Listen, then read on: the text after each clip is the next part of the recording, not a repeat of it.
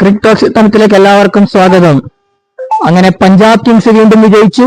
ഈ സീസണിലെ കളിച്ച എല്ലാ കളികളും വിജയിക്കുന്ന ടീമായി പഞ്ചാബ്. ഒരു കളി ശരിയാണ്, മഴ പെയ്തിട്ട് ഒരു പോയിന്റ് മാത്രമേ കിട്ടിയിട്ടുള്ളൂ. ബാക്കി 6 കളിയിൽ 5 വിജയവും ഒരു സമനിലയും. IPL ഹിസ്റ്ററിയിൽ തന്നെ കണ്ടിന്യൂസ് ആയിട്ട് കൺസിക്യൂട്ടീവ് ആയിട്ട് 6 കളി ജയിക്കുന്ന, ഫസ്റ്റ് 6 കളി ജയിക്കുന്ന ടീമായിട്ട് PBKS മാറിയിട്ടുണ്ട്. 6 കളി ജയിക്കുന്നതല്ല, തോക്കാത്തൊരു ടീമായിട്ട് PBKS ഇപ്പൊ മാറിയിട്ടുണ്ട്. PBKS മികച്ച ഫോമിലാണ് ഈ സീസണിൽ കളിച്ചുകൊണ്ടിരിക്കുന്നത്. എല്ലാ ടീമിനെയും അവർ കൊട്ടിപ്പോകുന്നുണ്ട്. ഇന്നലെയും അവർ LSTയെ കൊട്ടിവിടുന്ന കാഴ്ച കണ്ടില്ലേ? പഞ്ചാബിൽ നടന്ന മത്സരത്തിൽ പഞ്ചാബ് ബാറ്റ് ചെയ്തിട്ട് 284 റൺസാണ് നിശ്ചിത 20 ഓവറിൽ എടുത്തത്.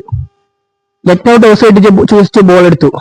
ചൂസ് ടു ബോൾ എടുക്കുമ്പോൾ ലക്നൌ വിചാരിച്ചത് പഞ്ചാബ് കിങ്സിന് 190 150 പിടിച്ചു കെട്ടിയാൽ ജയിക്കാമെന്നാണ് വിചാരിച്ചത്. അവർ ഉദ്ദേശിച്ച പോലെ തന്നെ നടന്നിട്ടുണ്ടായിരുന്നു. കാരണം പ്രഭ്സിമ്രാൻ സിംഗിനെ ഗോൾഡൻ ഡക്കാക്കി പറഞ്ഞു വിടുന്നു മുഹമ്മദ് ഷമി. പിന്നിലെ താണ്ഡവം തുടങ്ങിയത് സൂപ്പർ കണോളിയും പ്രിയാൻ ഷാരിയും കൂടി അടിയങ്ങോട് കൊടുത്തു. LSTയുടെ ബോളേഴ്സ് ഒക്കെ 4 ഭാഗത്തേക്ക് ഓടുന്ന കാഴ്ച എല്ലാവർക്കും കിട്ടുന്ന കിട്ടലോട് കിട്ടല്.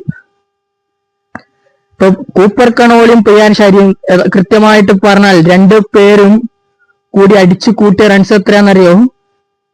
182 റൺസിന്റെ പാർട്ട്ണർഷിപ്പാണ് 2 പേരും കൂടി ചേർത്തത്. 182 റൺസിന്റെ പാർട്ട്ണർഷിപ്പാണ് 2 പേരും കൂടി അടിച്ചു കൂട്ടിയത്. ഇതിൽ തന്നെ കൃത്യമായിട്ട് പറഞ്ഞാൽ നമ്മുടെ പ്രിയാൻ ഷാരിയ ആദ്യമേ അറ്റാക്ക് ചെയ്യാൻ തീരുമാനിച്ചു. കൂപ്പർ കണോൾ ആദ്യമൊന്നും ഞെല്ലപ്പ് തുടങ്ങിയെങ്കിലും പിന്നീട് അദ്ദേഹവും അറ്റാക്ക് ചെയ്തു. പ്രിയാൻ ഷാരിയ 37 പന്തിൽ 93 റൺസാണ് അടിച്ചു കൂട്ടിയത്. മണിമാരൻ സിദ്ധാർത്ഥിന്റെ പന്തിൽ മിച്ചൽ മാഷ് പിടിച്ചിട്ടാണ് പുറത്താകുന്നത്. പിന്നെ കൂപ്പർ കണോളി 46 പന്തിൽ 87. അദ്ദേഹത്തിന് വിക്കറ്റ് പ്രിൻസ് യാദവ് എടുക്കുന്നത്. പ്രിൻസ് യാദവ് സിദ്ധാർത്ഥ് പിടിച്ച് പുറത്താവുന്നു. ഈ കളിയിൽ ഒരു വേറൊരു ഇതെന്താണെന്ന് വെച്ചാൽ 284 റൺസ് കൊടുത്ത കളിയിലാണ് പ്രിൻസ് യാദവ് 4 ഓവറിൽ 25 റൺസ് മാത്രമേ വിട്ടുകൊടുത്തിട്ടുള്ളൂ. 2013 ക്രിസ് ഗെയിൽ അടിച്ചൊരു അടിയുണ്ട് 175 റൺസ്. അന്ന് RCB 260 റൺസ് പൂനെക്കെതിരെ. അന്ന് ഭുവനേശ്വർ കുമാർ എടുത്ത റൺസ് എത്രയായിരുന്നു? 4 ഓവറിൽ 20. അതേപോലത്തെ ഒരു സ്പെല്ലാണ് ഇന്നലെ പ്രിൻസ് യാദവും കാഴ്ചവെച്ചത്. പിന്നെ ഒരു കാര്യം പറയാൻ വിട്ടുപോയത്, 2 പേരും ഔട്ടാവുന്നത്. അതായത് 185 റൺസിലാണ് രണ്ടാമത്തെ വിക്കറ്റ് പോകുന്നത്. കൂപ്പർ കണോളയുടെ വിക്കറ്റ് പോകുന്നത് പ്രിൻസ് യാദവിന്റെ പന്തിൽ സിദ്ധാർത്ഥ് പിടിക്കുന്നു. പിന്നെ PBKS യഥാർത്ഥത്തിൽ കുറച്ച് സ്ട്രഗിൾ ചെയ്തിന്. കാരണം 185-ന് 2 എന്ന നിലയിൽ നിന്ന് അവര് 193 4 പോയി. പിന്നീടുള്ള 2 വിക്കറ്റ് 10 റൺസ് എടുക്കുന്നതൊക്കെ പോയി. ശ്രേയസ് അയ്യരെയും പ്രിയാൻ ഷാരിയും പറഞ്ഞു വിടുന്നു. പിന്നെ മാർക്കസ് സ്റ്റോയിനിസ് 16 പന്തിൽ 29 റൺസ് എടുക്കുന്നു. അദ്ദേഹത്തിന്റെ അവസാനത്തെ കമ്മിയോ എടുത്ത് പറയണം. പിന്നെ നെഹാൽ വാദേര 13. ശശാങ്കിന്റെ കമ്മിയോ എടുത്ത് പറയണം. 6 പന്തിൽ 17 റൺസാണ് ശശാങ്ക് സിംഗ് എടുത്തത്. മാർക്കോ യാൻസൺ ഒരു ബോളിലൊന്നു. ഇനിയിപ്പോ ഇവരുടെ ബൗളിങ്ങിന്റെ കാര്യത്തിലേക്ക് വന്നല്ല, മുഹമ്മദ് ഷമി 4 ഓവറിൽ 56 റൺസാണ് ഷമി വിട്ടുകൊടുത്തത്. മോഹസിൻ ഖാൻ 4 ഓവർ 43. പ്രിൻസ് യാദവ് എടുത്ത് പറയേണ്ട സ്പെല്ലാണ് 4 ഓവർ 25-ന് 2. ആയുഷ് പടോണി 1 ഓവർ 14. ആവേശ് ഖാന്റെ കിട്ടി, ആവേശം തീർന്നു ഇന്നല്ല 3 ഓവർ 46. മണിമാരൻ സിദ്ധാർത്ഥ് 3 ഓവറിൽ 35-ന് 2 വിക്കറ്റ്. ഏഡൻ മാർക്രത്തിന് എത്ര കിട്ടിയതോ? 1 ഓവറിൽ 32. 5 പടുകൂറ്റൻ സിക്സറുകളാണ് അടിച്ചു കൂട്ടിയത്. ആദ്യത്തെ 2 പന്ത് കൂപ്പർ കണോൾ 6 അടിക്കുന്നു, പിന്നെ സിംഗ് ഇടുന്നു, പിന്നെ 2 പന്ത് പ്രിയാൻ ഷാരി 6 അടിക്കുന്നു. അങ്ങനെ 31 ഒരു വൈഡും 32 റൺസാണ് ഏഡൻ മാർക്രത്തിന് കിട്ടിയത്. 285 റൺസ് നിങ്ങൾക്ക് ടാർഗറ്റ് ചെയ്യാൻ സമയത്ത് നിങ്ങൾക്ക് ഓപ്പണിംഗ് ഇറക്കി വിടാൻ നിങ്ങളെ ഇറക്കിയത് ആര്യ? ഏഡൻ മാർക്രത്തിനെ നമ്പർ 5ലേക്ക് ഇറക്കുന്നു. ഓപ്പണിംഗിൽ ആയുഷ് ബഡോണിനെ പ്രൊമോട്ട് ചെയ്യുന്നു. എന്തിന്റെ ആവശ്യത്തിനും മനസ്സിലായിട്ടില്ല. മിച്ചൽ മാഷും ആയുഷ് ബഡോണിയും കൂടി ഓപ്പൺ ചെയ്യുന്നു. ഒരു തരത്തിലും അവർക്ക് വിജയ സാധ്യത നിലനിണ്ടായിരുന്നില്ല. യാഥാർത്ഥ്യം ബാറ്റിംഗിൽ കണ്ടപ്പോ അവര് ഒരു ഓവറിലും 10 മുകളിൽ റൺ റേറ്റ് എടുക്കാൻ അവർക്ക് തയ്യാറായിട്ടില്ല. ചില ഓവറുകൾ കണ്ടില്ലേ 5ഉം 4ഉം ഒക്കെയാണ് എടുത്തുകൊണ്ട് പോയത്. മിച്ചൽ മാഷ് 28 പന്തിൽ 40 റൺസാണ് മിച്ചൽ മാഷ് അടിച്ചത്. മിച്ചൽ മാഷ് 3 ബൗണ്ടറികളൊക്കെ അടിച്ചു. 3 ബൗണ്ടറി 2 6 അടിച്ചു. മിച്ചൽ മാഷിനെ യശ്വന്ത്ര ചഹലിന്റെ പന്തിൽ സേവിയർ ബാറ്റിലെടുത്ത് പിടിച്ച് മിച്ചൽ മാഷ് പുറത്താവുന്നു. ആയുഷ് ബഡോണി ഓപ്പണിംഗ് ഇറക്കുന്നു. ആയുഷ് ബഡോണി 21 പന്തിൽ 35 റൺസാണ് ആയുഷ് ബഡോണി എടുക്കുന്നത്. ബഡോണിക്കും കാര്യമായിട്ട് സാധിച്ചിട്ടില്ല. ബഡോണിക്കും വൈശാഖാണ് വിക്കറ്റ് എടുക്കുന്നത്. ബാറ്റ്ലെറ്റാണ് ക്യാച്ച് പിടിക്കുന്നത്. നായകൻ ഋഷഭ് പന്ത് ഇന്നലെ ഇറങ്ങി. 23 പന്തിൽ 43 ഋഷഭ് പന്ത് എടുക്കുന്നത്. ഋഷഭ് പന്ത് മികച്ച പ്രകടനം കാഴ്ചവെച്ചു. പക്ഷേ ഋഷഭ് പന്ത് ഒരല്പം കൂടി അഗ്രസീവ് ഇന്റൻഷൻ കാണിക്കേണ്ടതായിരുന്നു. അദ്ദേഹം ഇന്നലെ 43 റൺസ്. അദ്ദേഹത്തിന് ക്യാച്ച് യഥാർത്ഥത്തിൽ വിടുന്നതല്ല, ക്യാച്ച് പിടിക്കുന്നത്. പക്ഷെ അത് ബൗണ്ടറി റോഡ് ടച്ച് ചെയ്ത് പോകുന്നുണ്ട്. പിന്നെ നിക്കോളാസ് പൂരൻ, എന്താണ് അദ്ദേഹത്തിനെ കുറിച്ച് പറയേണ്ടത്? ഈ സീസണിൽ നിക്കി പി ഒട്ടും ഫോമിലല്ല.